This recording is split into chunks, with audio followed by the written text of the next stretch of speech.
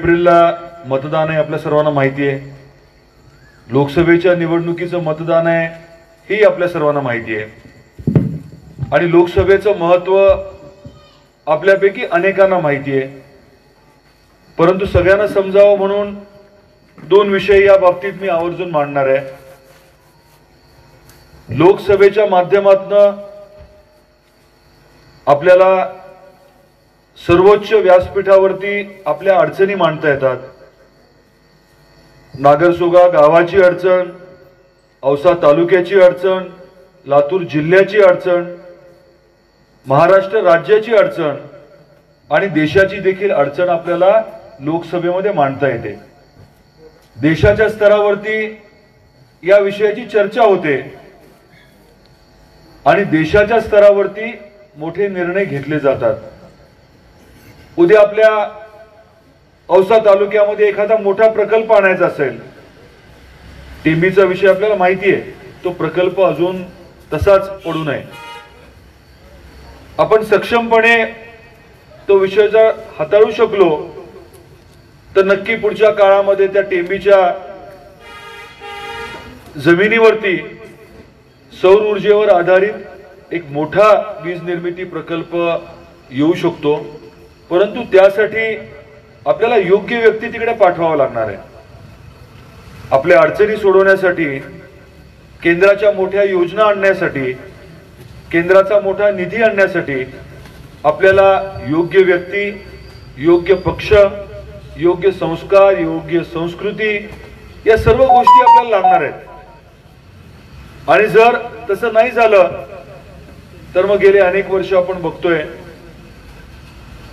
ज्या पद्धतीने आपल्या भागात विकास व्हायला हवा तसा होत नाही हे आपण बघतोय.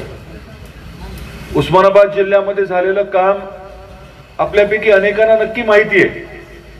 मग ते डॉक्टर पद्मसिंह पाटील साहेबांनी केलेलं पाटबंधारे विभाग, ऊर्जा विभागाच्या माध्यमातून झालेलं काम असेल किंवा गेले 15 वर्ष विधिमंडळाचा सदस्य म्हणून आम्ही सर्वांनी मिळून जो काही प्रयत्न केला आपल्या भागातल्या अडचणी सोडवण्याचा तो विषय असेल, निश्चितच आपल्याला काही प्रमाणामध्ये याची माहिती असणार आहे. मी इथे आलो तेव्हा आदरणीय पाटील साहेब, आपणच बोलत होता ना, आदरणीय पाटील साहेब इथे जुनी आठवण सांगत होते. डॉक्टर पद्मसिंह पाटील साहेब काँग्रेस एसचे प्रदेशाध्यक्ष होते तेव्हाचीच आठवण होती ना, त्या काळातली आठवण होती. म्हणजे साधारण 30-35 वर्षापूर्वीची आठवण होती. आपल्यापैकी अनेक इथे ज्येष्ठ उपस्थित आहेत. आपल्या या गावामध्ये 30 वर्षापूर्वी किती मोटरसायकली होत्या, कोणाला आठवतं का? मुसांडे साहेब, 30 वर्षापूर्वी आपल्या गावात किती मोटरसायकली असतील? 2-1 असतील. आणि कोणाकडे होते आठवतं का? अनंतराव पाटील साहेबांकडे एक होती आणि दुसरी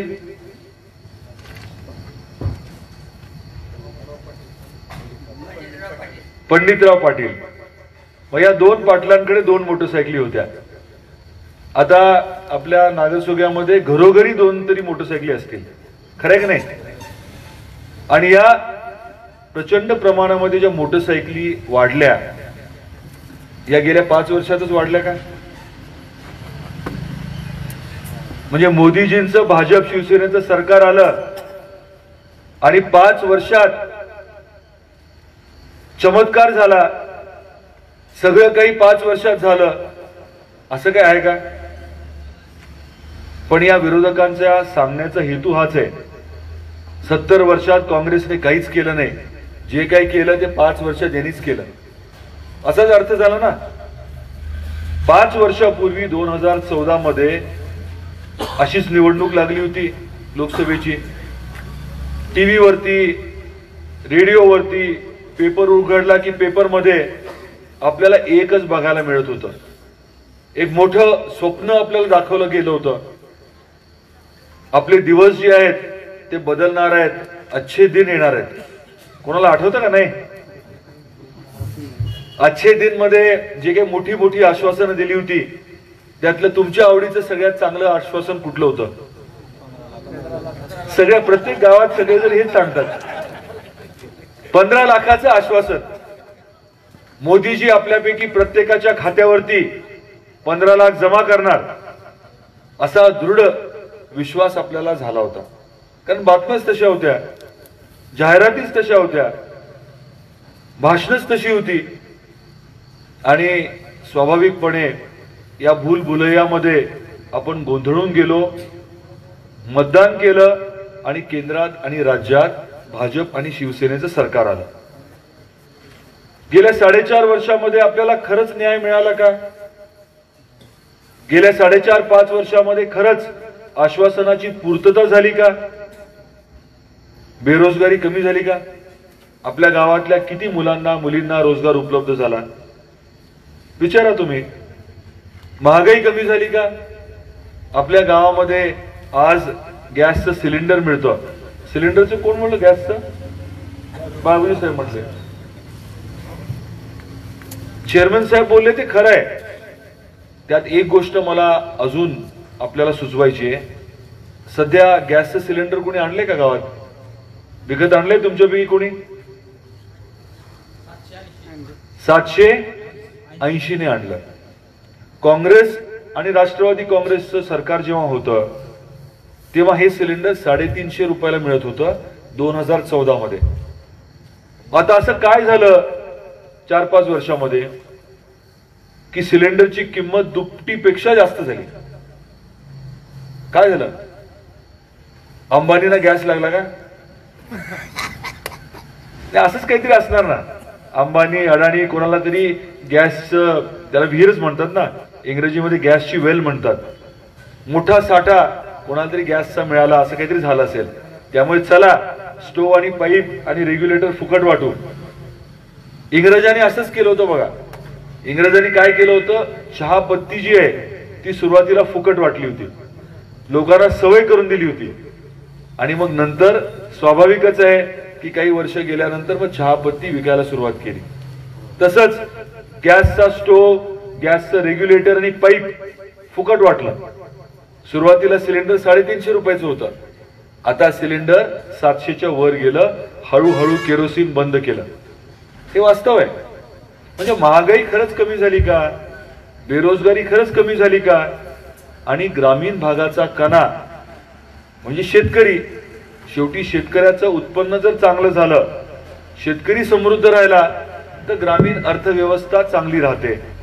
ग्रामीण भागातले 12 बलुतेदार छोटे व्यावसायिक जे आहेत ते चांगले राहतात, अर्थव्यवस्था सुदृढ राहते. परंतु या शेतकऱ्याच्या बाबतीत जे आश्वासन दिलं होतं, उत्पन्न दुप्पट करणार होते. कशाचे?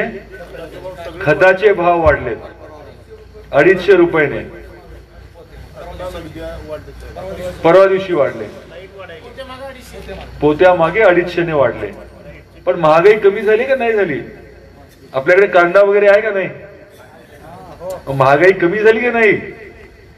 ग्राहक म्हणून विचार करा, शेतकरी म्हणून नाही.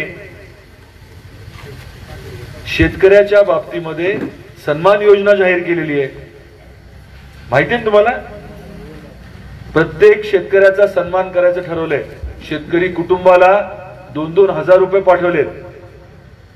किती महिन्याचे? 4 महिन्याचे 2000, महिन्याचे 500 रुपये. आणि शेतकरी कुटुंबामध्ये किती लोक असतात? आपण समजा 5 जण आहेत म्हणून, म्हणजे एका व्यक्तीला एका महिन्याला 100 रुपये, दिवसाला 3 रुपये 33 पैसे. आपल्या नागरसोग्यामध्ये चहा मिळत असेल ना बाहेर, कपाला किती आहे? 5 रुपये. म्हणजे आपल्या शेतकऱ्यांचा एवढा मोठा सन्मान केलाय की शेतकरी कुटुंबातल्या प्रत्येक व्यक्तीला नागरसोग्यामध्ये कटिंगचा चाय रोज मिळेल. असंच झालं ना, एवढा मोठा सन्मान झाला. अजून एक योजना काढली होती, छत्रपती शिवाजी महाराजांचं नाव. माहिती आहे योजना ना? शेतकऱ्यांचं कर्ज माफ करणार होते. एकीकडे योजना जाहीर केली आणि दुसरीकडे लांब लचक यादी अटी आणि शर्तींची. खरंच त्यांना आपलं कर्ज माफ करायचं होतं का? आणि करायचं असतं तर मग आदरणीय शरदचंद्रजी पवार साहेबांनी डॉक्टर मनमोहन सिंग साहेब पंतप्रधान असताना आदरणीय सोनियाजींच्या मार्गदर्शनाखाली झटक्यात रातोरात 70,000 कोटी रुपये माफ केले. कुठल्या लाईनीमध्ये तुम्ही उभे होता? त्या काळात कुठल्या लाईनीत उभे होता का? बायकोला बरोबर घेऊन ऑनलाईन फॉर्म भरत होता का? हे गेले 4 वर्ष नुसते आपण फॉर्म घेऊनच फिरतोय. परिस्थिती अशी करून ठेवली आपली. शेतकऱ्या इतकी भयानक परिस्थिती आज कोणाचीच नाहीये. पीक विम्याच्या बाबतीत मला वाटतं पाटील साहेबच सांगत होते, इकडे आहे तर तिकडे नाही. उस्मानाबाद जिल्ह्यात तर एवढं भयानक करून ठेवलं, 8 पैकी 6 तालुक्याला दणदणीत विमा आणि आदले मधले 2 तालुके वगळले, उस्मानाबाद आणि लोहारा. आम्ही एकदम बारकाईने अभ्यास केला, प्रत्येक पंचनामा काढला, त्याच्यातला खोटारडेपणा आम्ही शोधला आणि मग आम्ही पहिलं प्रशासनाकडे गेलो. विभागीय आयुक्तांना सांगून एक फेर चौकशी करायला लावली, त्याचा अहवाल घेतला. मग आम्ही मंत्र्यांकडे गेलो. मंत्र्यांनी मान्य केलं की अधिकाऱ्यांच्या कर्मचाऱ्यांच्या चुका आहेत. मंत्री म्हटले आम्ही मदत करतो, परंतु त्यांनी मदत केली नाही. मग आम्ही आंदोलन केलं, पालकमंत्र्यांना घेराव घातला. नंतर पालकमंत्र्यांची गाडी 1.5 तास आम्ही अडवली. मग मुख्यमंत्री म्हटले की नाही आम्ही मदत करतो. मुख्यमंत्र्यांनी शब्द दिला, उस्मानाबादला येऊन 1 नोव्हेंबरला पत्रकार परिषदेत त्यांनी सांगितलं की फाईलवर मी सही केली, पैसे मी सँक्शन केलेत. आम्ही खुश झालो ना. मुख्यमंत्री सांगतायत, म्हटलं आता काय चिंता करायची. 4 महिने होऊन गेले, 1 रुपया मिळाला नाही. हे होईल आम्हाला वाटलं होतं, म्हणून आम्ही जनहित याचिका उच्च न्यायालय औरंगाबाद खंडपीठामध्ये करून ठेवली होती.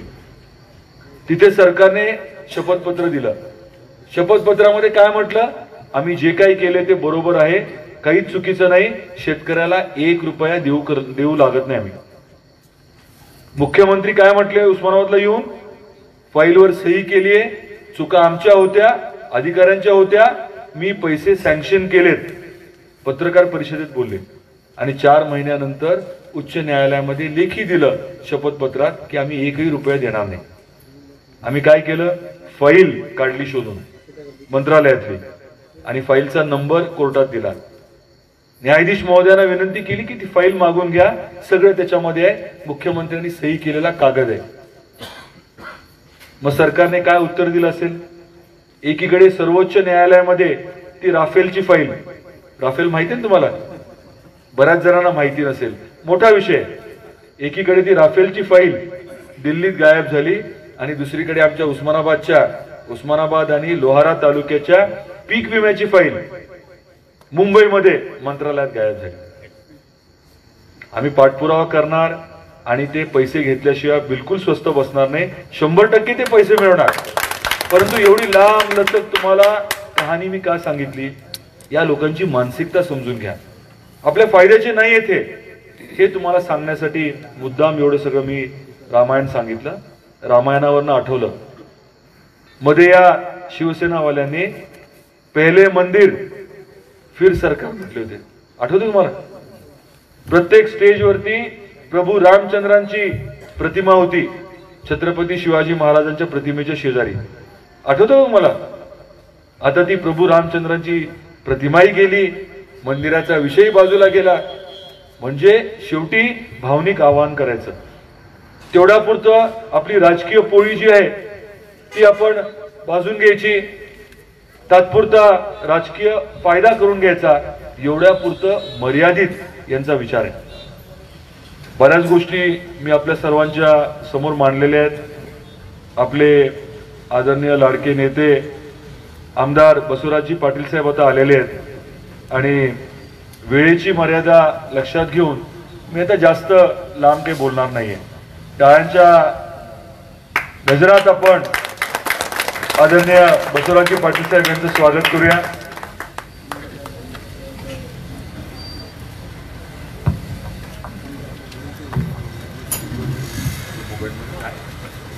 औसा तालुक्याचे लाडके आमदार आदरणीय पाटील साहेब या ठिकाणी आगमन झालेलं आहे. 4 मिनिट.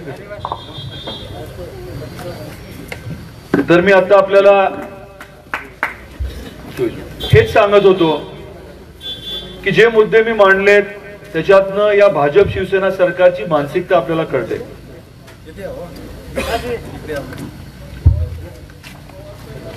येणाऱ्या 18 तारखेला मतदानाच्या माध्यमातून मी सुरुवातीला सांगितल्याप्रमाणे आपल्याला आपला प्रतिनिधी लोकसभेमध्ये पाठवायचा आहे. आपल्या भागातल्या अडीअडचणी सोडवू शकेल अशी व्यक्ती आपल्याला पाठवायची आहे. आणि आपल्या भागाचा विकास करत असताना जे प्रचंड काम आदरणीय बसवराज पाटील साहेबांनी केलेलं आहे ते काम आपल्याला पुढे न्यायचं आहे. त्या कामाला अजून बळ मिळावं, केंद्राचा निधी मिळावा, केंद्रातल्या योजना मिळाव्या, यासाठी आपल्याला योग्य तो निर्णय घ्यायचा आहे. त्यामुळे अधिकच न बोलता मी आपल्या सर्वांना हीच विनंती करणार आहे की येणाऱ्या 18 तारखेला मतदान करत असताना आपला प्रतिनिधी म्हणून लोकसेवेमध्ये आपली सेवा करण्याची संधी आपण मला द्यावी. आपले विषय, आपल्या अडचणी मांडून तिथे आक्रमकपणे त्या सोडवण्याचा प्रयत्न करणं, आपल्या भागामध्ये केंद्राच्या योजना आणणं, आपल्या भागामध्ये केंद्राचा निधी आणणं, हे सर्व काम करण्याची आपण मला संधी द्यावी हीच आपल्याला विनंती करतो. 18 तारखेला मोठ्या संख्येने आपण मतदान करावं. मतदानाचा आपला जो अधिकार आहे तो आपण आवर्जून बजावावा ही देखील आपल्याला विनंती करतो. आणि घड्याळाच्या समोरील बटन दाबून आपण मला प्रचंड बहुमताने निवडून द्यावं हीच विनंती करून आदरणीय बसवराजजी पाटील साहेब यांना विनंती करतो की कृपया त्यांनी आपल्याला मार्गदर्शन करावं. धन्यवाद. जय हिंद, जय महाराष्ट्र.